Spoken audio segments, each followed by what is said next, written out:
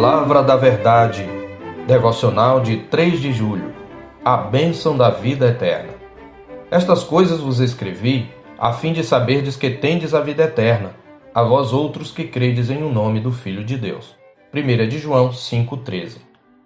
Vimos em nossa devocional anterior acerca da primeira bênção que recebemos de Deus quando vimos a Cristo e o confessamos como Senhor e Salvador de nossa vida, o perdão dos pecados. Mas há muito mais bênçãos reservadas para os que são de Cristo. Entre elas, temos a promessa de vida eterna. Refletir sobre a nossa condição antes de conhecermos a Cristo e como Ele nos deu vida eterna, nos estimula à gratidão, à adoração e ao serviço. E para aqueles que ainda não têm essa certeza, há uma oportunidade de compreenderem sua condição e a necessidade de correrem para Cristo. Em Efésios 2, de 1 a 10, a Escritura descreve a condição da pessoa sem Cristo. Relembrando o passado de seus leitores, Paulo afirma no verso 1: Ele vos deu vida, estando vós mortos nos vossos delitos e pecados. No texto original, a frase Ele vos deu vida está ausente, sendo que a ênfase é na condição de morte. Sem dúvida, a morte a qual o apóstolo se refere não é física, já que ele estava falando de pessoas vivas. Portanto, trata-se de outro gênero de morte. Grosso modo, morte significa separação. Há 3 gêneros de morte descritos na Bíblia.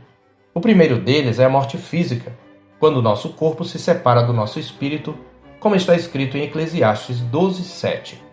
E o pó volte à terra como era, e o espírito volte a Deus, que o deu. Existe também a morte espiritual, que é a separação de Deus por causa do pecado.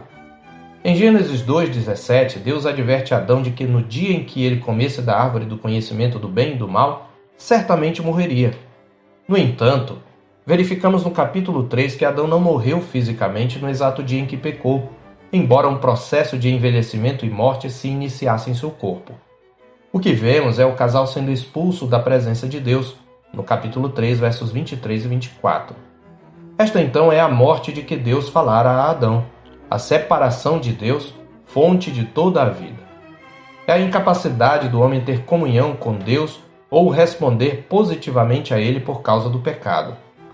Na verdade, os 3 gêneros de morte são consequências do pecado. E o terceiro e último deles é a morte eterna, que é a separação eterna da presença abençoadora de Deus, o castigo eterno, como nos ensinou nosso Senhor em Mateus 13:41. Mandará o Filho do Homem os seus anjos, que ajuntarão do seu reino todos os escândalos e os que praticam a iniquidade, e os lançarão na fornalha acesa. Ali haverá choro e ranger de dentes. Observe que é Jesus quem está falando aqui.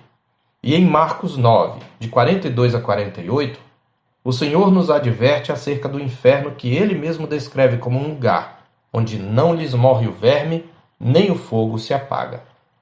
Voltando a Efésios 2, o texto fala do segundo gênero de morte descrito, a morte espiritual. Paulo explica que o contexto da nossa morte eram nossos delitos e pecados, porque nós andávamos neles. A seguir, nos versos 2 e 3, ele diz que o nosso estado de morte determinava nosso comportamento, dominado por 3 influências ou forças.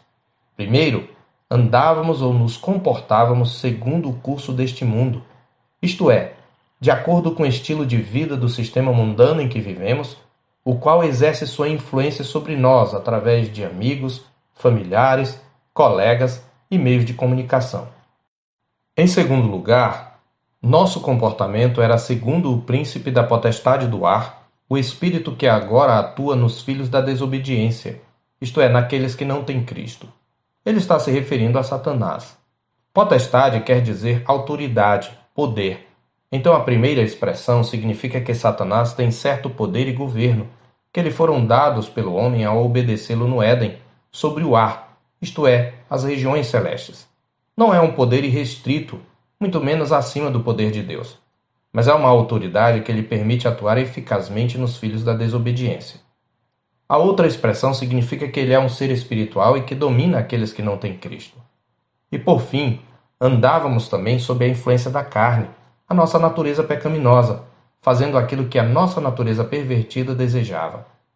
Isto quer dizer que, além das forças do sistema mundano e da atuação de Satanás, O homem sem Cristo tem dentro de si uma força que o impele a pecar. Portanto, ele é indesculpável. E essas três forças nos impediam de termos comunhão com Deus, por isso estávamos mortos espiritualmente e, como tais, incapazes de nos salvar a nós mesmos.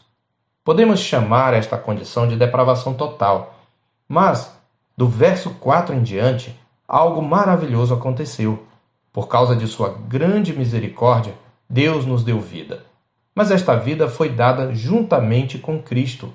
Significa que, assim como Cristo nos representou na sua morte, também nos representou na sua ressurreição. Assim, quando Cristo ressuscitou, nós, os que estamos em Cristo, ressuscitamos com Ele, e não somente isto, mas também sentamos com Ele no trono.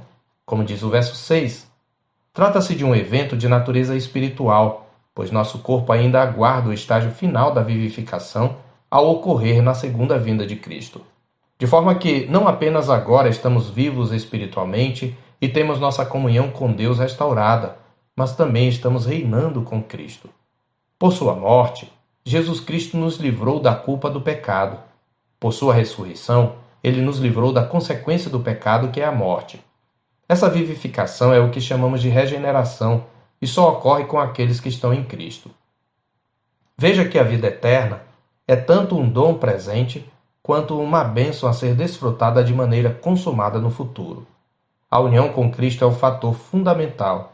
Por isso, em Romanos 6:23 também está escrito: porque o salário do pecado é a morte, mas o dom gratuito de Deus é a vida eterna em Cristo Jesus, nosso Senhor. Veja a centralidade de Cristo em todas essas passagens que lemos acerca da salvação. E além da comunhão com Deus restaurada hoje, podemos ter a certeza absoluta de que Deus nos deu vida eterna. Tal como no caso do perdão de pecados, esta certeza é reforçada pelas promessas de Deus aos que creem. João 3,16 é uma passagem conhecida, porque Deus amou ao mundo de tal maneira que deu seu Filho unigênito, para que todo o que nele crê não pereça, mas tenha a vida eterna. A expressão mundo é qualitativa e não quantitativa, pois os benefícios da obra de Cristo são ministrados apenas sobre os que creem. Ou seja, é uma expiação objetiva e particular. Se você crê em Cristo, como diz a Escritura, pode ter certeza de vida eterna. Em João 5,24 há uma promessa de Jesus: em verdade vos digo, quem ouve a minha palavra e crê naquele que me enviou tem a vida eterna, não entra em juízo, mas passou da morte para a vida. Observe o tempo dos verbos usados para descrever o dom gratuito de Deus. Jesus diz que aquele que crê tem a vida eterna, não vai entrar em juízo, isto é, não será condenado, mas passou já da morte para a vida. Veja que a expressão se refere a algo que já aconteceu na vida daquele que crê.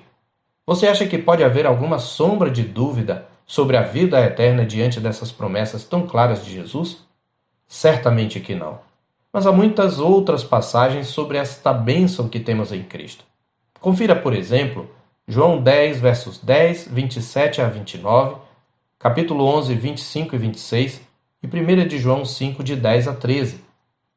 Observe no último texto que aquele que não crê no Filho de Deus está chamando Deus de mentiroso. Muito poderíamos ainda ler na Bíblia sobre a vida eterna, mas você certamente já pode verificar que, se você já confessou a Cristo, você já tem a vida eterna. E você pode ter essa certeza não porque você mereça, mas por causa daquilo que Cristo fez em sua morte e ressurreição. Veja que em todas as passagens, ninguém mais é citado como agente da nossa salvação além de Cristo. Por isso não cremos em ninguém mais além de Cristo. Ele é o único mediador. Portanto, se você já confessou a Cristo como seu Senhor, ore a Deus agradecendo por esta bênção recebida gratuitamente dele e peça a Ele que coloque em seu coração esta certeza. Eu sou o pastor Marcos Augusto, pastor da Terceira Igreja Presbiteriana de Boa Vista, em Roraima.